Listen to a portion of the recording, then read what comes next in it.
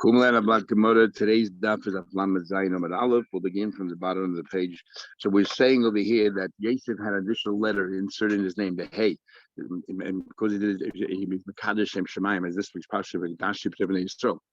But he didn't do a Tevnei Yisrael. He did it discreetly, so he only received one additional letter, and Yehuda received two additional letters for something that he did. Now, what did he do? So the Gemara is going to tell us a story about Kriyas Yamsuf and Nachshon and Aminadav. And it's why it's amazing is because we had the same Gemara in Daf Yud, and the Gemara gave tell us something totally different. When Tamar accused him, or didn't accuse him, she gave him the opportunity that he could have saved himself, his shame, or to reveal it, and he revealed in public that it was, and he humiliated himself, very self-deprecating, and that's the reason why Yehuda has an extra hay. So I don't know why the Gemara here gives a whole different shot, why Yehuda had an extra name, unless there's both reasons together. So the Gemara continues. The Gemara in the Aflamed Vav base the very bottom of the page. So what did Yehuda do to be zeichel that extra hay? Says the Gemara, two lines to the bottom. Yehuda Mai, what's the story of Yehuda? The Tanya we learned. It said, when they were standing at the threshold of entering the Yam, or they were threatened by the Mitzrayim on one side and the Yam on the other, there was a struggle ensuing between the Shvatim. Each one wanted to have the first to be the first one to jump in the Yam. While they're all arguing, Binyamin jumped in. And he went into the water first, Shenema, because it says in Pasuk that Sham Binyamin, that there was Binyamin Sawyer, the young one, the youngest, Roidim was ruling over them. Atika Roidim El Red Yam. He went into the Yam first. Well, and the pasuk continues. Sotah Yehuda, the ministers, the officers of Yehuda were very upset. They wanted to be the first one. Rigmasam, they stoned them with stones. Instead of giving them, applauding them, and commending them for jumping in the water, they were stoned. And not only by Yehuda, but also Shenema says Sotah Yehuda Rigmasam, and said also in pasuk that the Sotah Zvul and son of Tali also stoned him. Interesting. The difference is that Yehuda, every member of the tribe stoned them. They all wanted to be part of it. When it came to the other Shvatim, it was the leaders who wanted it. The people were not really behind it. So only Sadi Zvul and Son of Torah. The Fichach Zoche Binyamin Tzadik, in schus of that, Binyamin was Zoche V'Nasa Ushpizchel Ligvura, came the host to the Beis Hamikdash. Shenemar, it says, Ubenk Seif of Shochein. The Abisha says, where do I rest? Between his shoulders, because it wasn't the highest point of Shalim, and 23 amas below the highest point. And he says that I rested, where did the Shechina rest? By Binyamin. So what does that have to do with Yehuda then? Amalei Rabbi Yehuda. And now you would wonder, Rabbi Yehuda, maybe his namesake, he's trying to defend himself. That's not what happened. They all said, you can go first. They all gave each other the covet. They were all scared. No tribe wanted to go first. Nachman jumped in first. Shenema. Says the pasuk Savuni bechachash Ephraim of Mimra Beis Yisrael, that he was surrounded all these people with falsities and everything else. And the Yehuda oid red and Yehuda then jumped in the water. All of Har Kabbalah, and then it says regarding him, which is only Nachshon and Adav, Haishieni Lekim Kavo Mayim Anafesh. Help me because there the water is up to my nose. Tavaiti Bivei Metzula B'Ei Maimed. I'm standing here in the water, the depths of the water, and there's nowhere to stand. Do not let me be swept away by these waves. I shouldn't be swallowed up. So since Nachshon and Aminadav jumped in ahead, that's why Yehuda received the extra letter. My father always used to say, and it's a famous word, that there's no machlekes between a mayor and Rabbi Yehuda at all. The mayor is saying when it was all in the committee meeting, everyone said, I'll be first. But Zelohaya Maisa says Rabbi Yehuda. When it came to Lepoyel, everyone sort of backed up. Oh, you wanted it, you could have it. So that's that's life generally. You have to learn Sotah to learn this. Okay. Says the Gemara further, Rashi brings down Chumash, but Isa show when they were standing there, the Yamso, see how Gemara keeps on digressing all the time. Moshe started to daven at length. My friend, they used to call him Yedidai. I'm not sure when he calls me Yedidai, when he calls Bonai. But my friends are drowning. Because this is a full Matan Torah, even though it says already in Shmos, Yisrael, it was talking about us after Matan Torah, when we became born, and this is still before Matan Torah. So at this stage of Yedidai, you're being Meidich and Tefillah. What's wrong with davening? That's what davening is all about. Davening is every time you have, in fact, the Rambam holds that Mahat Torah, every time you have an eighth Torah, you have to daven. But the problem, as the Gemara says here, he was Maidich. Like Moshe Rabbeinu had that short filler when his sister was not well. Kel Norafon Allah. 5 words. And here suddenly he daven barichas. Now is not the time daven barichas. Get to, you say your point, and then tell the Eden, move on. You just lift your hand with a stick and everything else. That's why Yehuda was to rule over the Eden. It says in Pasuk, that because Yehuda behaved, even Kodesh, we'll see, Yisrael Mam Shalaisam. His dominion was over the Eden. What's the next Pasuk say? Because he saw the Yam, and the Yam saw him, and the Yam split. What do you mean? Because Nachshon ben Aminadav took the plunge. Tanya, let's go back now. We were talking about how they will be crossing into Yisrael. Tanya, we learned Rabbi Eliezer ben Yaakov Omer, you cannot say that Levi was between the mountains. It says already that he was from the 6 Shvatim that are above, on top of the mountain. You cannot say there's on top of the mountain. Okay, it said. So where was the tribe of Levi? Zikne Kuhuna Levia. The elders found it hard to walk up. They were the ones Lamata. They were standing next to the Arden, the 2 concentric circles we learned. The rest even were on top of the mountains. Rabbi Yeshua says no. Kol harol l'shareis, all those between the age of 30 and 50, which is the age where they can work and serve in the base of English when it comes to carrying these things, is lamata. Bashar and the rest of the Levim Lamaila were above the mountains. So the way we learned till now was that they were standing on this mountain called Harei, well, they were standing on the Hagrizim. And we said then there's a little bit of a problem according to one who says that it all happened right next to the yard. And where are these mountains? There are no real mountains there. But we have Rebbe. And if you learn like Rebbe, it actually makes sense. There were no mountains there. And they never went on the mountain. Maybe it was just mounds. Because Rebbe says, nobody climbed any mountains. They were all standing on the foot of these mountains. They were all standing on flat lands. They were all facing these mountains, the mounds. And when they said the bracha, they all faced in one mountain, and when they said the other bracha, faced the other mountain. Hagrizim for the bracha, and Harei was for the klala. Pascha bracha klap Harei, and then the pascha beklala. First they faced Hagrizim. They were all standing on the ground, and they looked there, and then klapi Harei, pascha beklala. Then they all turned to Harei, and they went for the klala. And he says al. Al means besamuch. Al doesn't necessarily mean above, on top. It could mean adjacent to. Tanya, like we actually learned, it says, "V'nosata al hamareches." By the lechem aponim, besides the lechem, they also had levoina, that frank incense. Where did you place it? Because the machlekes in the pasuk it says, "V'nosata al hamareches," which we take it literally means above mareches. You put levoina zaka, this incense, and Rebbe says al means besamuch. You put it between the 2 sections of 6 loaves. Maybe it's al mamish. When it says in the pasuk, we find it says you should put the aron edus, in that room, and the sakoisa al aron esa parayches. Now the parayches is a forhang, is the curtain that separated the kodesh hakadoshim and the kodesh. So what do you mean al ha'aron? It was a vertical parayches. It wasn't horizontal. So al ha'aron, they must be next to the aron. So the same thing we find, the word al sometimes means samuch, next to the, staying next to the mountain. Tana Rabbana, we learn that baruch bechlal, baruch befrat. There were 2 baruchs. There was a baruch bechlal, Yokim kol Torah zeis. There's a baruch if you follow the entire Torah. So every baruch and every klala that was said in Har Gerizim and Har Abel had in it a klal and had in it a prat. So there were 2 brachas per thing. What do you mean? There were 2 klalas per thing.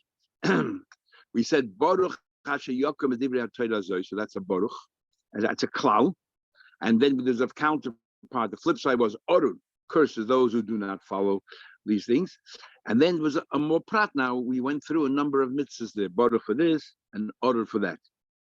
It says that, if you didn't make an avodah zarah is baruch, and if you did is orun. So for every aveda there was the general baruch, and then the specific baruch, the general order and specific order. Yeah.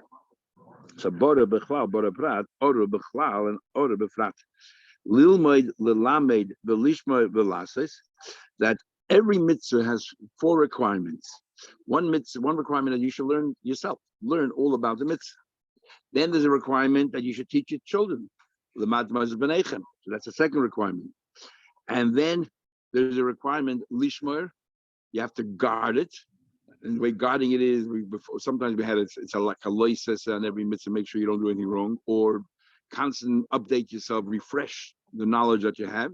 And then lasses, you actually have to do the mitzvahs. Every mitzvah comes with 4 mitzvahs. Every mitzvah is a multiple of 4. To learn about it, teach about it, learn about it again to freshen it up, and then refresh, and then to actually do it. And each one of them had a baruch. Each of these 4 had the 2 baruchs. In other words, so each mitzvah had 8 baruchs, because each mitzvah you have to do a lilmod, lamed, lishon, lasses, and each one of them you had the baruch bechlal and the baruch befrat, and each one of them had 8 curses. The order bechlal and the order befrat. Yeah. Hare arba. So we have over here arba. So there's 4 the bris there. So there are 4 covenants for each mitzvah. And then there's a Hare arba. Yeah, arba. There's 4 and 4, and Hare shmeina. And then for each mitzvah there's actually 8 and 8. There's 8 baruchs for each mitzvah, 4 klal and 4 prat, and there were 8 curses, 4 klal and 4 prat. Yeah. And so therefore a total of for every mitzvah you have a total of 16 covenants, 16 brises, right? The 4 lasses, the klal and the prat for each one of the baruch, and the klal and prat each one of the other. Total of 16. This was repeated again with Sinai, and this was repeated again with Arbas Moed. 3 times the Eden received the Torah in detail. So first of all, Sinai. Here we have Harei and Arbas Moed. Moshe, when he said Hoyel Moshe Ba'ir Torah, he started to explain the Torah. So they went through the Torah again. So you have 16 3 times. They were heard 16 baruchs in order 3 times. It's 48. These are the words of the covenant. Tziva Hashem as Moshe. Hashem told Moshe to make a covenant with the Bnei Yisrael by Aras Moed. But Stephen, it says the Shmartim as Divrei Habris, as you should guard this bris, and then says also Asis Moshe do. Nimtza comes out. Memches brises are called mitzvah. Every mitzvah in the Torah has 48 brises, baruchs, and each baruch and order is a bris. So there are 48 covenants per mitzvah. You have to understand then, we make such a big deal, the Gemara says such a big deal about bris milah, gedoyle bris milah, because it says 13 times bris. What's the big deal? Every mitzvah has 48 bris, unless it's 48 plus the 13. So that's what makes it the greater of all other mitzvahs. Rab Shimon agrees in principle that there's 48 per mitzvah, but not to the cheshbon that you made. He says, "Moitzi hagrizim harevel." We don't find by hagrizim harevel that went through the whole Torah, because in the Torah itself we only have a sample of a few mitzvahs there. As a son say, only because a sample of a few mitzvahs, says he, that's not the entire Torah. You think he was entire Torah and that's just a sample, but really he went through the entire Torah. I didn't go through the entire Torah. Therefore, take out hagrizim and put in instead umachnis oil moed midbar. Put instead in, because it says that also the oil moed in the midbar as well. After the Mishkan was set up, it says that by Dabar Hashem oil moed lamer, and went through the whole Torah again. So according to him, there was Sinai, oil moed, and Arbas Moed, all 3 by Moshe Rabbeinu. According to the first opinion, 2 by Moshe, Sinai, and what do you call it? And Arbas Moed, and Hagrizim and Harego. Says the Gemara, what's going on here? What's the machlekes? Says the Gemara, Rabbi Kiva, sorry, a few lines. In fact, the basis for their argument is based on the following argument tonight. Tanya we learn we Klal, Rabbi Shmuel says the klolos were said in Hasinai, upratis ba'ilmayid. Oh, the Torah in Hasinai, we had the sensibilities, and the Torah was given over in generally. Didn't, it told you a few bits and pieces, but it told you about kabbanas, didn't tell you all the din about it, each carbon, how long to eat it for, how to shecht it, where to shecht it, and all these other dinim were not given. The specifics were not given yet to the Eden at all, till they went to the oil mayid. And so klolos were given Hasinai, and the prat is no mayid. Rabbi Kiva says klolos or prat nemle b'Sinai v'nishnu b'oil mayid. They were all repeated in oil mayid v'nishtaushlu b'arvas mayid. So according to Rabbi Kiva, it was said 3 times: Sinai, oil mayid, and arvas mayid. So therefore, and that's a machlekes. So Tanakama holds like Rabbi Shmuel, and therefore Har Sinai and oil mayid, according to him, was 1, because according to Rabbi Shmuel, the klolos was said in Sinai, and the specific given in Mayid. So Sinai and Mayid was once a long story, even though they were a year apart. It was one long story, and more than a year apart. And according to Rabbi Akiva, no, Sinai was one thing, and Mayid was something else. And therefore, if you have 3, there is an opinion that were actually 4 times, but here we're saying 3, so therefore we don't count Hagizim Harei. Then we continue. There is not a mitzvah there that doesn't have 48, as we just said, covenants. So the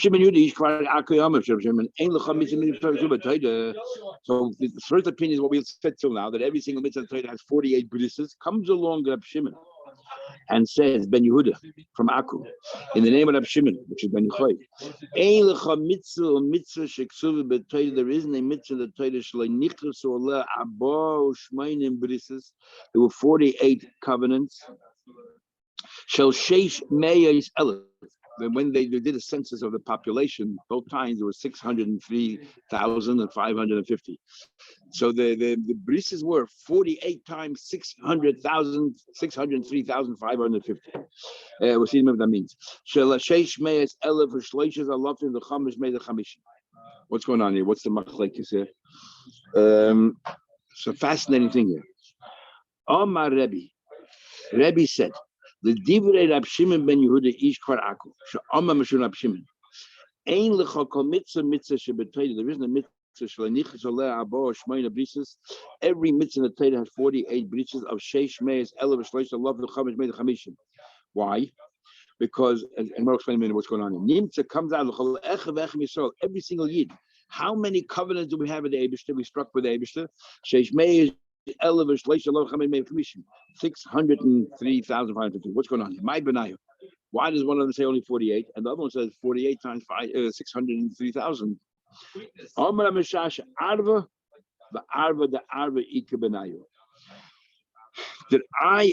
We accepted to become responsible for each other.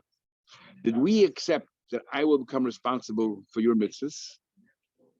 So therefore, I'm responsible for your 48 mitzvahs, for your 48 Buddhist and for your mitzvahs, or that I also accept to be responsible for the fact that you have to be responsible.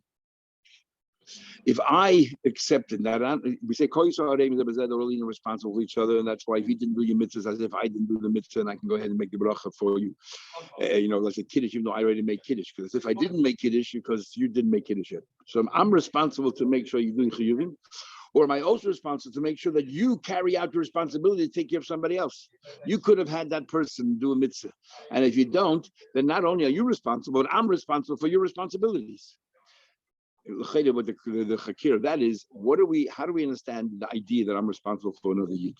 There's 2 ways of looking at it. One is, like I just told you a minute ago, that if you, let's say, if you do a mitzvah, if I make sure that you do a mitzvah, I am doing that mitzvah with you.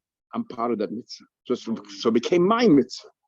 So I'm redoing my mitzvah. Is that the pshat? Well, the pshat is no. You have a mitzvah. I have a separate mitzvah called being responsible. We took it upon ourselves. It's in the Torah actually. We all took it upon ourselves. So I have one mitzvah called being an order for another year. It doesn't matter what mitzvah you're doing. I'm still, if I help you out, I'm not getting the schar of the mitzvah you did. I'm getting the schar for taking my responsibility seriously. So that is what we're talking about here. If we're talking about that that when I'm an order, it's like my mitzvah. So then I'm responsible not only for your mitzvahs, I'm responsible also to make sure that you do your responsibility as well. Because with you being responsible for somebody else, that is really part of your mitzvahs. Whatever mitzvah that person could be doing is your mitzvah. So I'm still responsible for your mitzvahs, and that's part of the mitzvahs, whatever the mitzvah is. Doesn't matter if the mitzvah is directly your mitzvah, or the mitzvah is because you're responsible for another yid, but it's your 613 mitzvahs, and I'm responsible for the totality of that. But if you learn that arvus is a separate thing altogether from the mitzvahs of the Torah, a separate thing called we took upon ourselves arvus, then I'm not responsible for that. I'm responsible for your mitzvahs. I'm not responsible for the arvus part. It's not one of the mitzvahs. Oh, that's a good question. If you learn that, yeah, maybe taka. And they just couldn't think of high numbers. Why should I be responsible for the fact that this guy is responsible for, you're responsible for him, and he's responsible for that person? He goes on at it for night, maybe.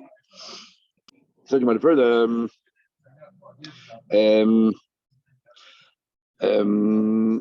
Daughter Shabbi ben Achmeni, Meturgman, the Hashem Malaki, Shabbi ben Achmeni, the Meturgman, the one who stands there, says out loud what Reish Lakish said. He's one of them. The entire Pasha is really euphemisms. We're homing in on one Aveda. Just like by Yom Kippur, we only talk about Royas because we know there's the most prolific Aveda that exists. So the entire Pasha, even though we talk about Pesel Masech Avodah Zarah, it's really referring back to a Noyef and Efes. How in the world is that? For example, I'll prove to you. The first pasuk is order the Isha Shiyasa Pesel Masech. Should be cursed. Somebody who creates idols. But order Sagil, that's all, only be cursed. We're talking about, you know what it's talking about? It's really a euphemism for the following. Somebody who had relations was forbidden, so he created a mamzer. He created a mamzer. Now this mamzer is now embarrassed, humiliated, can't marry Klal Yisrael. So what happens? Somebody's angry. It's not even his fault. His parents committed an aveda, and he has to now suffer. So he leaves his people, and he mingles amongst the goyim. It's as if you created an avodah zarah because of your behavior, promiscuous behavior. You created avodah zarah. And arurin, so therefore we say order of the imah you can't go. Curse should be the parents because they caused this kid to behave in the way that they behaved. Rashi goes through every one of the psukim there and shows how it really all it is the same thing, same story. Where you had relations with your mother-in-law, you had relations with this, you had relations with that, all kinds of isurim, and each one, and even relations with the behemoth because you behave like a behemoth, mice a behemoth, and so on, and therefore these things happen. But then Rashi concludes, but there's one pasuk I have no idea what it is. One of the psukim is Mate Mishpat Ger Yosem. Says Rashi, how does that come back to, that if you tilt the din towards a ger or yosem, how does it go back to noyef for the efes? How does it go back to aroyis? So Taisus Mishan says, I'll tell you how it goes back. It goes back to as follows. He says you committed adultery with a married woman, right? A married woman committed adultery, and you had a mamzer. And because the child is a mamzer, the woman is embarrassed that she created a mamzer. Everybody constantly remembers that. And the real father doesn't want to acknowledge that he committed a sin with a married woman. So what happens? The kid goes away, and he grows up as if he's a yosem and almana. He has no father because neither of them acknowledge that they're his father, and also the mother's like an almana because she's no longer allowed to live with the husband that she committed adultery. The Bal Haturim learns from here. The Cham Sefer writes, and everyone asks, the Gemara has a rule, Ger Cotton is a guy who cuts your nose on me. Where do you learn that from? Where do you want to know that from, that Ger Cotton? So the Bal Haturim says, Mate Ger Yosem. Usually it says in the Torah, Ger Vi Yosem. Here it says Ger Yosem. Every Ger is like a Yosem. Has no parents, he was just born. So therefore it's like a Yosem. You can't know them. Tradition, yeah. Yeah. Says the Gemara further. Tell me we learn. But it's like klola. It says in the pasuk there's a juxtaposition between bracha and klola. What to come teach you? If it's coming to teach you to be a bracha and hagrizim, the klola haral will tell you, here's the bracha and the klola harik farnema. It says clearly in the pasuk there by Moshe Rabbeinu already. It says that Eli Yamdu Levorech. These people should stand and bless the people al hagrizim. And it says another pasuk the Eli Yamdu la klola are able to stand for the klola. We already know where the bracha in the klola is.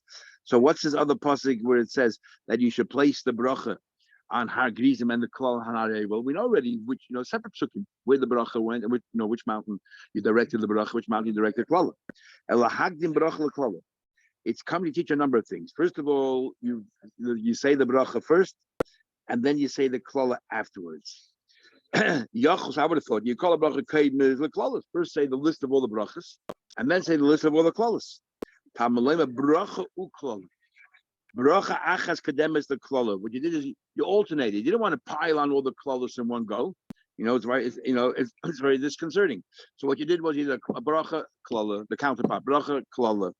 They ain't called a bracha kaid klalas. We don't have first all the brachas. Number one. Number two. Ulahakish bracha leklala to equate bracha leklala. Let me tell you, ma klala b'levim, just like a klala is by levim, av bracha levim. Brachas also, who gave the brachas? Only the levim gave the klalas. Ma klala b'kol ram, just like whatever you do with the klalas, you have to do brachas, and we learn from each other. Just like the klalas we learned before, it has ba'onu b'kol ram. It says clearly in the post, it has to be the loud voice. Av bracha b'kol ram. I mean, you would think. Even if you wouldn't have told us that bracha, everybody's delighted to hear the bracha. You would say kodam. We learned that before we learned kol from Moshe Rabbeinu that a klola has to be b'lashon kodesh. According to one opinion, the Gemara, av bracha b'lashon kodesh. All the brachas have to be said in lashon kodesh. Uma klola we said b'chlala b'prat. Right, so you curse out order the general and shalom yakim and the prat. Av bracha b'chlala prat. Bracha also klala prat. No ma klola, just like klola. Elu be'elu einin be'emrim amen by klala. You have to answer amen after each klala. Avbracha elu be'elu both. Doesn't matter where you were standing, facing which mountain. Everybody responded equally. Be'emrim amen, and they said amen. What's happening tomorrow, Mitzvah?